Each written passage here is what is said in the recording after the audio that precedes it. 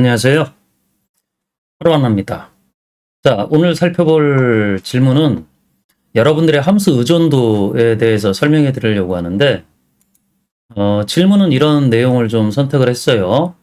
여기 보시면 이제 특정 값에 대한 표준 편차 구하는 방법이라고 그래서 이 아래 데이터가 이렇게 있을 때, 자, 여기서 표준 편차를 구하고 싶다.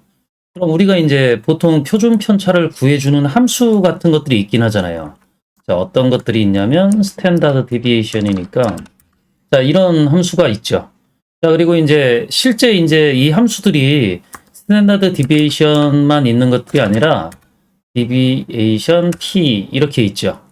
자, 그리고 이제 얘들이 2010 버전부터 해가지고 함수 네이밍이 좀 달라졌으니까 이게 스탠다드 디비에이션 .s 그리고 얘가 스탠다드 디비에이션 p 이렇게 바뀌었죠.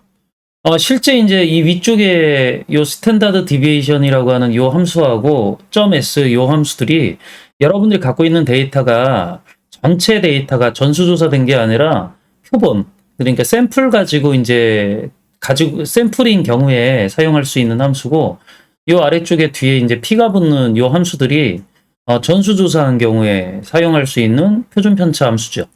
그래서 이런 함수들이 제공은 되어져요. 근데 이제 여기에서 질문 내용이 뭐냐면 A에 해당하는 값의 표준 편차를 구하고 싶다. 자, 그럼 이게 이제 조건이 되잖아요.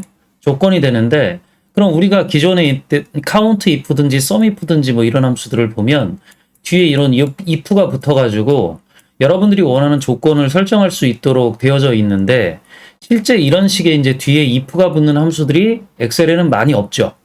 자, 그러니까 이런 경우에 이제 어떻게 이 값을 구할 수 있냐라고 하는 거거든요.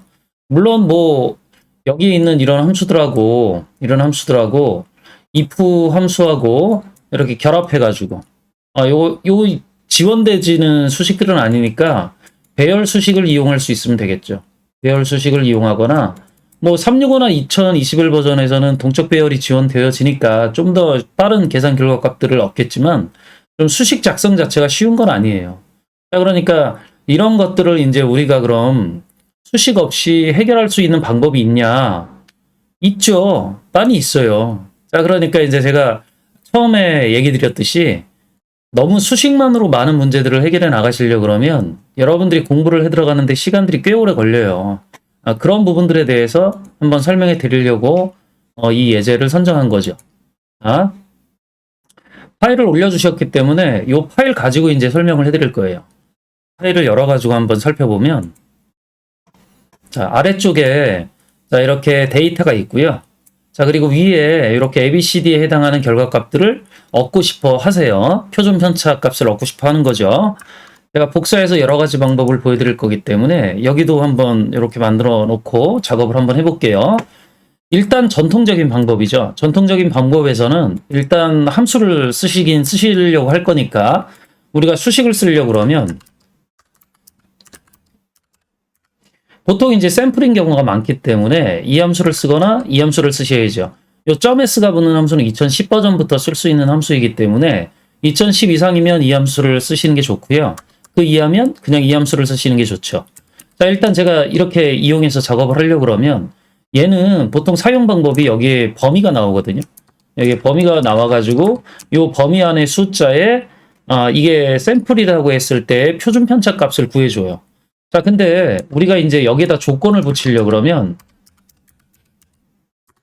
그냥 조건이 붙진 않으니까 if 함수를 여기다 이제 곁들여서 써야 되는데 이 안에 이제 이런 식으로 나온다라는 거죠.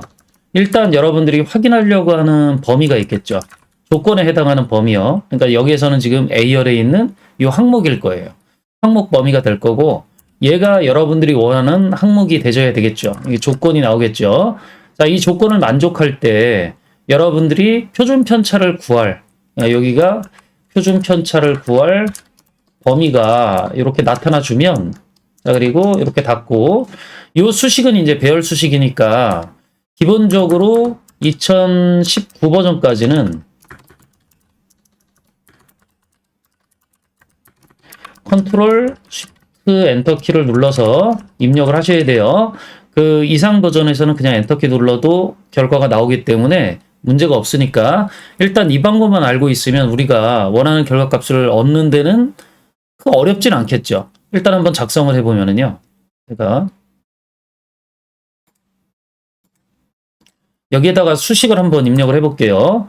자, 그럼 스탠다드 디비에이션 샘플. 자, 그리고 가로 열고. 자, 여기 바로 범위를 이렇게 잡으면 전체 범위의 표준 편차 값이 나오고 끝나요. 이렇게. 자, 근데 조건을 지정하려고 그러면 아까 제가 뭐라고 했었냐면 여기다 이제 if를 써야 된다. 자, 범위는 제가 A의 조건에 해당하는 걸 하려고 하니까 범위는 여기가 되겠죠. 그죠? 예, 이거 수식 복사할 때는 움직여지면 안 되니까 F4키 눌러야 되겠죠. 자, 그리고 이 범위에 해당하는 조건이 얘일 때, A일 때, 표준 편차는 제가 아까 여기서 구했으니까 이 범위를 잡아주시면 돼요. F4키 눌러주고, 가로 닫고, 가로 닫아주시면 되는 거죠. 그리고 이제 입력을, 저는 365니까 그냥 엔터키 눌러도 결과가 이렇게 나오는데, 하이 버전 사용자들은 19 버전까지는 컨트롤, 쉬프트, 엔터키를 눌러서 입력을 하셔야 돼요. 자, 그리고 나서 이제 수식을 복사를 해보면, 구해졌죠. 이게 이제 이 해당하는 ABCD 조건에 해당하는 결과예요. 자, 근데 이제 뭐 이런 식의 이제 if가 지원되지 않는 그 집계 통계 함수들은 이런 식으로 수식을 써가지고 원하는 결과들을 돌려받을 수 있어요. 자, 근데 이거는 뭐 이제 여러분들이 알고 계시면 좋을 것 같고, 제가 얘기 드리고 싶은 것들은 이렇게 이제 수식만으로 모든 문제를 해결하시려고 하면 수식에 대한 활용도가 꽤 올라가야 돼요. 공부할 게 상당히 많아진다라는 거죠. 뭐 그걸 감수하고도 공부를 하시는 건 나쁜 건 선택은 아닌데, 일단 엑셀에는 이런 작업들을 해줄 수 있는 여러 가지 기능들이 있거든요. 제가 하나를 보여드리면, 자, 보세요. 제가 이렇게 범위를 잡고서 한번 작업을 해볼게요. 일단 두 가지를 보여드릴 건데, 하나가 지금 보여드리려고 하는 통합이고요. 하나가 피벗 테이블이에요. 피벗을 쓰셔도 나쁘진 않은데, 통합이라고 하는 기능을 한번 소개해 드리려고 얘도 한번 보여드리면, 이렇게 범위 선택했을 때 리본 메뉴 데이터 탭에 여기 통합이라고 있죠. 통합이라고 하는 명령을 클릭을 하면, 자, 이런 이제 대화 상자가 떠요. 자, 그럼 여기에서 집계 함수를 고를 수 있는 부분들이 나오는데, 여기에 표준 편차가 있죠. 이게 이제 전수조사된 표준 편차고, 이게 표본이라고 하는 게 이 샘플. 아까 우리가 함수로 썼을 때 뒤에 s가 붙는 함수들이라고 생각을 하시면 돼요. 자, 그래서 얘를 선택을 해주시고, 참조 범위는 여기 있잖아요. 데이터가. 그죠? 데이터가 여기 있는데, 실제로 제가 여기에서 요 왼쪽에 있는 열, 첫 번째 열이 이게 제목이잖아요. 그럼 얘들이 묶여지니까 요 범위 선택하고, 추가를 안 해줬네. 추가를 이렇게 해줘야 되고, 자, 그리고 왼쪽 열에 우리가 제목 부분들이 들어가져 있다라 그러면 이 제목은 지금 중복된 값이기 때문에 얘들이 묶여요. 묶여서 오른쪽에 요 결과가 여기 이 열 부분, 노란색 부분에 표준 편차가 구해진 결과가 반환되어질 거다라는 거죠. 확인. 자, 이렇게 똑같이 돌려받을 수 있죠.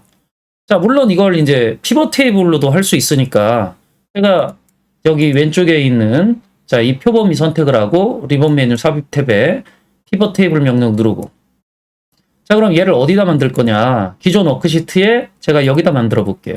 자, 그리고 나서 확인 버튼 눌러주면, 자, 피벗 테이블 보고서를 구성할 수 있는데 항목을 선택해주면 머리글이 이렇게 묶이겠죠.